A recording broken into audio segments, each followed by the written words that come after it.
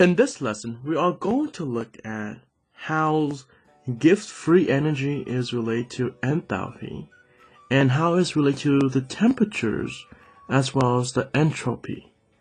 So basically, if we are given this equation right here, how can we learn about the chemical equation or the chemical reaction?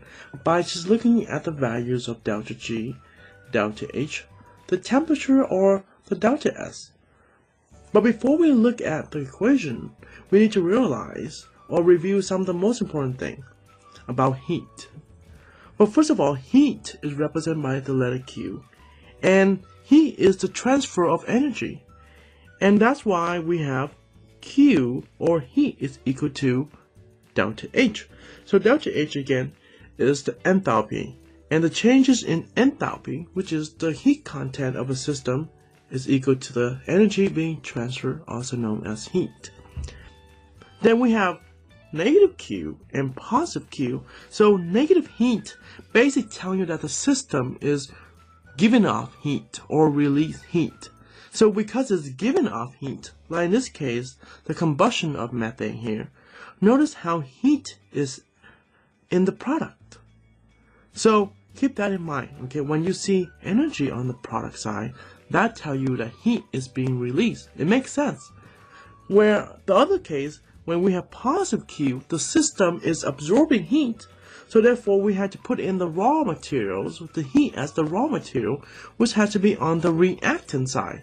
So that's why when we have positive Q, the energy is on the reactant side and it's functioning as a reactant, which makes sense. Now, another important thing is that, remember Q is equal to delta H, right? Because of negative Q, of course we're going to have negative delta H. Where we have positive Q, we will have positive delta H.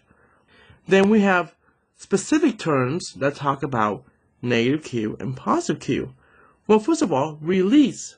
We have the term exothermics. So exo is the prefix for exit. In this case, heat is exiting the system, where endos, that means enter. So in this case, the heat is enters the system or enter the chemical reaction. So keep that in mind, because sometimes they don't give you negative Q or positive Q, but they give you those terms, and you have to be able to understand that exos mean negative delta H, endo mean positive delta H. So keep that in mind. And how is that related to the chemical reaction? One of the most important things about a chemical reaction is, can we determine if the chemical reaction happened spontaneously or non-spontaneously? Well, we look at the delta G, specifically if we have a positive delta G, that tells you we have a non-spontaneous reaction. Where we have negative delta G, we would have a spontaneous reaction.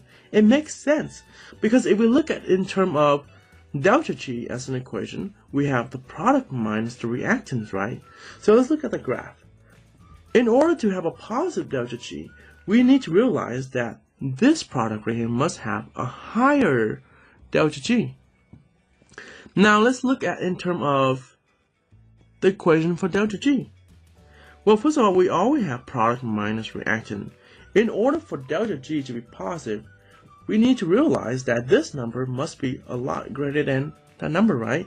A larger number minus a smaller number will give you a positive number. Let me write that out for you. Larger minus smaller will give you positive.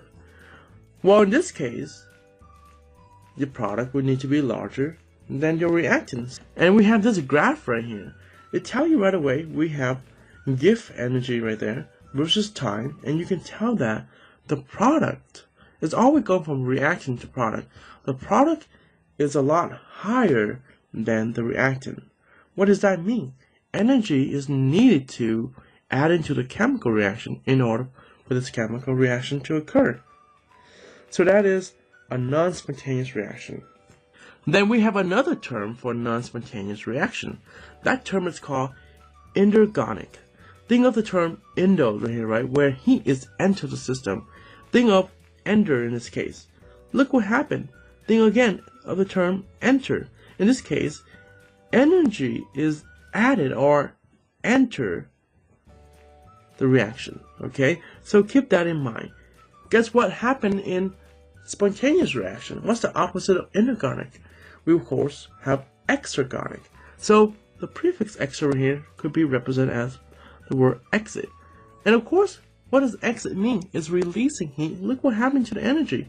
It is released in the process, right? And in order to have a negative delta G, we need to realize that we have a smaller number minus a larger number. And of course, always products minus reactant. So we can look at this and say, oh, look at this graph. Look at the reactant. It's a lot larger than the product. And by looking at this graph itself, you know it is a spontaneous reaction. So keep that in mind. Always understand the term of larger minus smaller, or small minus larger. And that will give us a negative values for delta G. Now let's get back to the equation. And this is the equation right here. Is delta G equal to delta H minus T times delta S. So first of all, you need to realize that T is measured in Kelvin. So T has to be always a positive number because the lowest Kelvin you can have is 0 Kelvin. So T is always positive. So keep that in mind, okay? Now, how do we use this equation? Well, first of all, when you are working with this type of problem, it will always ask you about if the equation is spontaneous or non-spontaneous. Or is it spontaneous low temperature, high temperature, or always spontaneous, or never? Given the signs of delta H and delta S. So we can think of this way, okay? Let me show you. Delta G is equal to delta H minus TS. And I told you already, this is always a positive sign, right? T. So there are two situations. First of all, let's assume that delta S is always positive, okay? So I'm going to write delta S here, always positive.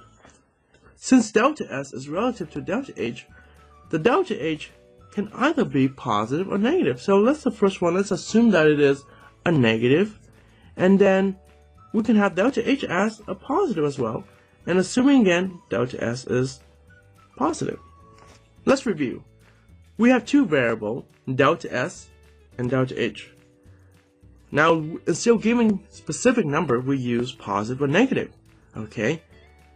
Because the idea is to look at the equation to see if it's spontaneous, that means negative delta G, or non-spontaneous, that means positive delta G. So this is positive delta G, this is negative delta G. Okay? So in this case, you have delta S and delta H. With the assumption that delta H can be negative or positive, we can assume that there's a set of delta S that's positive, delta S positive again. Where in this case, positive and positive, positive and negative. Or we can have another assumption where delta S is negative, where in this case, we would have a negative delta H and a positive delta H. See how the combination works? And these are all the possible combination. So now let's look at this set of information. So because this right here uses this information to determine if delta G is going to be negative or positive. Let's focus on the negative, spontaneous reaction. Okay? In order for this to be negative, okay, well first of all we have delta H as negative, so we can say that is negative right there. And it's going to minus right there. And we know that T is always positive. So this minus a positive number. Now because this sign for delta H is negative, and you minus a positive number, guess what happened? You always get a negative number, because when you minus a number, you get more negative. So therefore, your delta G will always, no matter what, the temperature is going to be. Does that make sense? Because a negative number minus a positive number will become more negative. Now let's look at the other case where the delta H is positive, okay, it's positive. So here we have another positive number, so minus a positive number. Well, think about this. When you minus, right, it becomes more negative because you minus a positive, more negative, okay? But what happens when the temperature is too low? It's basically saying, let's say you have 5 minus 2. You still get a positive 3. But what happens when the temperature is high, like 100? Now you have a negative answer. So what does that tell you? That tells you that the only way that this will have negative delta G is when we have a very high temperature. Okay, so it's only negative delta G when we have a high temperature. Because if we have a low temperature, you still have a larger number minus a smaller number. That will still give you a positive. So keep that in mind. And that's how you use this information. See how that works? So you can say that negative, this means spontaneous at high temperature only. Okay, now let's try this situation where we have a negative delta H, right, as minus a negative. But what happened when a negative minus a negative? What does it become? A positive, isn't that right? So what does that tell you? That tells you you're kind of adding a positive number, isn't it? So because if this number gets smaller, the overall will still be negative.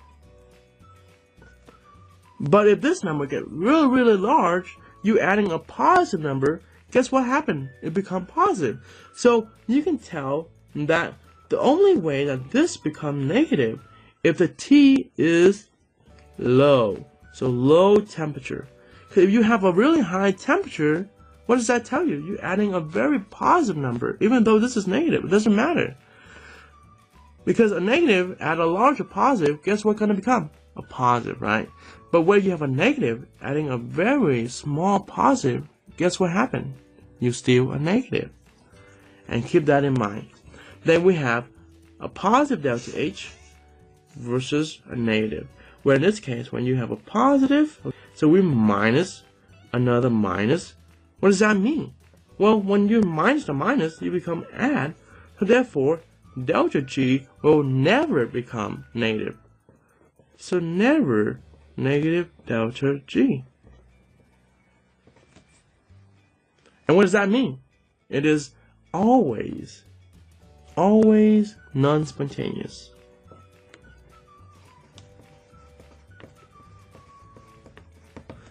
And that's how you use this equation.